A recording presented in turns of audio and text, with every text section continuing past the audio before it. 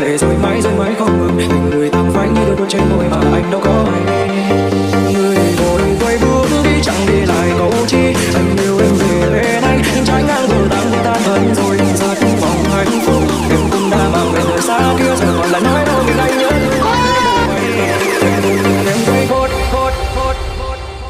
em không nhìn em quay vốt đi mãi. Anh đứng trên lặng trong mơ dù rằng bên em đã có ai nhưng nơi đây anh vẫn còn chờ. Nào em trao chẳng thấy nhưng chỉ bằng chúa cây vô số những phút giây ngày mà bên nhau bao ước em không nhìn em quay vốt đi mãi. Anh đứng trên lặng trong mơ dù rằng bên em đã có ai nhưng nơi đây anh vẫn còn chờ. Nào em trao chẳng thấy nhưng chỉ bằng chúa cây vô số những phút giây ngày mà bên nhau bao ước Em cho anh một con dao không anh?